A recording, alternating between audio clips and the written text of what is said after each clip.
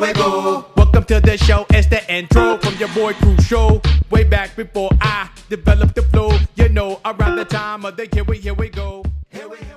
What's up, beautiful people? It's your boy, Crucial Point, founder of the sayeYO app. I am doing a video log of discussing the features of the sayeYO app, the benefits of the sayeYO app, and really how the sayeYO app came to be. This is probably a culmination of a bunch of ideas that were kind of floating around in my mind, and they finally all came to this.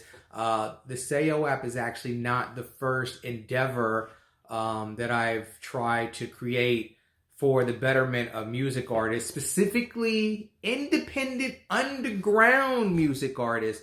I've been trying to get people to think differently, to think out of the box. You know, most people want to just get on the wave instead of creating the wave. I've learned that. And I've also learned, which I've said in the past, that most people rather make money off of you than with you. This world is very self-centered. Everybody has their own agenda. I mean, obviously it works out great when people's agendas align and you can kind of build together. But usually agendas sometimes are constantly in contrast to each other. So now you have a situation where people are not moving in one accord. They're actually moving against each other, where most of the time we could actually be successful should we just work together and really try to build with like-minded individuals. But it is tough to find like-minded individuals out there. Case in point, the first website that I tried to create was called forfame.com. Right now, I still own that domain, but there's nothing up. But it used to be a marketplace for music artists. Yep. So let me explain it. It was basically really simple. It was a peer-to-peer selling model for music artists. The idea was, if I'm a music artist and my friend's a music artist and this person over here is a music artist, let's say we're all independent, but maybe at varying degrees of success. So maybe my friend has a bigger fan base than I do, or maybe has a different fan base. Maybe he's tracking well with, you know, Asian and Latino men from the age of 16 to 25. And let's say my fan base consists more of women, maybe white women and black women ages, 27 to 32. The idea behind For Fame was, let's collaborate, let's promote each other on this website to each other's market, right? So let's say, for instance, we do a record together. I want to be promoted to his audience and vice versa. He wants to be promoted to my audience. The one thing I know about features a lot of times is that's where it ends, right? I pay you for a feature and that's it. Go do what you will with it. There's really no sense of making the person help promote the record, making expecting the person to do anything other than just performing on the record, which is strange to me. Very strange. If you're going to pay somebody, you would think that they would also promote the record. But again, what did I say? Most people would much rather make money off of you than with you. Never forget that when you're talking to me, and just know I understand that. And so the idea For Fame, the original premise of For Fame was, again, just that. So let's say, for instance, I pay my friend who has a fan base that I'm trying to tap into, whatever, $100, $500, $1,000, whatever you guys are paying for features. I don't know what the going rate is, but let's say whatever he's asking. Let's say I pay him $1,000 to do a 12-bar verse on a song. And so with that, the idea of what I thought For Fame would have became is that he doesn't need to do anything else except perform on my record, right?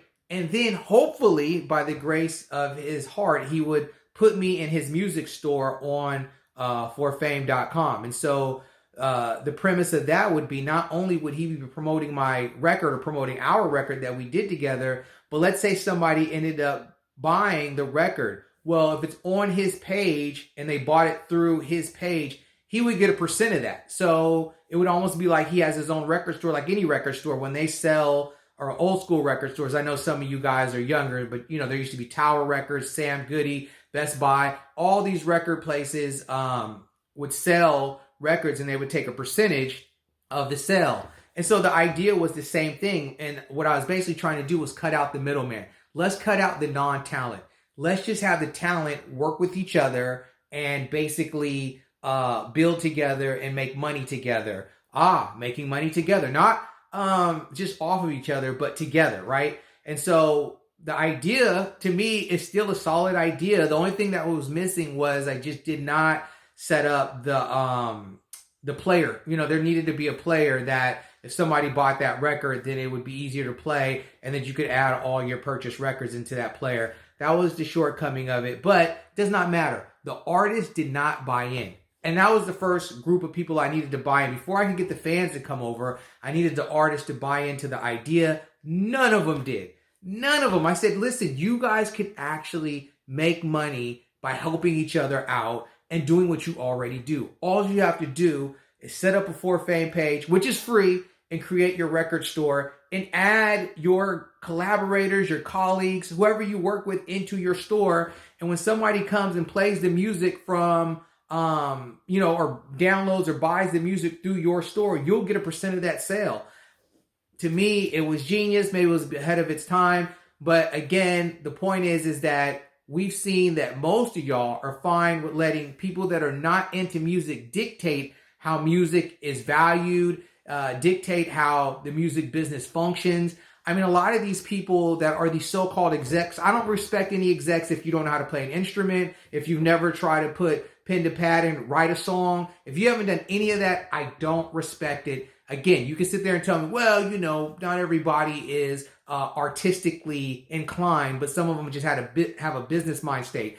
Well, I don't necessarily agree with that either. I think that a lot of these people have figured out how to swindle the talent. And what they do is when they have no, relationship to actually being talented, or they don't have a relationship to understanding what the value of art is, then they're just going to put any value on it. And it's not even them not valuing the art, they're just valuing the platform. And then they'll just say the standard of what music is or whatever it might be. So what's a stream worth, right? We're still trying to figure that out. Some people say a stream's worth, less than a cent, half of a cent. Like, that's ridiculous. Like, your music should be valued at whatever you want to value it at. It should be valued at whatever your fans are willing to pay for it. It should not be set by this arbitrary person over here. And so the idea with forfame.com in the beginning was about setting up a network and a collaboration between like-minded artists that were about the art, but also understood that there's a business component to it. And they were really promoting each other and working with each other. But again, most of these people out here are monkey see, monkey do. I did not have a big name promoting it, and that's probably where I went wrong. I refuse to keep following these blueprints and these algorithms of tapping in with somebody that doesn't necessarily believe in what I'm doing, right? And I've done that. I'm going to get more into that down the line as we discuss, but there's people always hitting me up all the time. They want to do business. They want to help me with this YouTube page. They want to help me promote my apps. They want to, introduce me to developers and coders and all that kind of stuff. None of which help me build the business, right? None of it. None of it helps me build the business. None of them get me to actual people. I have not seen anything from anybody yet that I've paid that has showed me anything tangible of real people utilizing my network. And at the end of the day, that's what it comes down to. If you're coming to me with a business idea or an opportunity and you haven't bought into it yourself, then I'm not going to believe in you, right? If you have not told a person about it, then I'm not going to believe in you. Do not call me or text me asking me, hey, can I do this for you? I don't care about likes. I don't care about views. I don't care about subscribers. I don't care about none of these arbitrary numbers that have been deemed significant by these algorithms, what are algorithms? I want real people. If you're not connecting me to real people and you can't show me that you're connecting me to real people, then just stay away from me. And let me tell you this, it's not just the third party people that do it. Even YouTube itself, even Google itself does it. Let me give you an example. I remember I was just doing ads on Google Ads, right?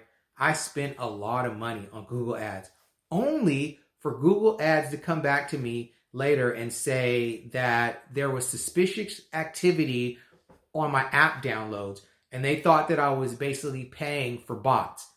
Now that's a little strange because the only paying I've done is through Google Ads.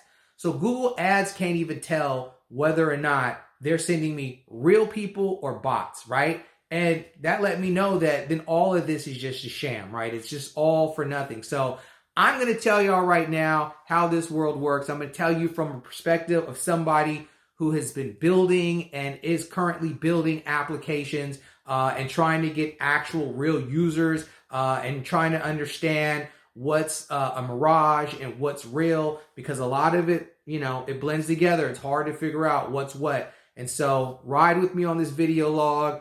Every week, I'm going to come on here and start talking. It could be about anything. Really, though, it's about promoting the sayeYO app, which is a multimedia storage, sharing, communication, and networking app for music makers and content creators. So stay tuned. Thank you for watching my videos. Make sure you subscribe. And if you're a real person, make sure you tell a friend. You will be entertained.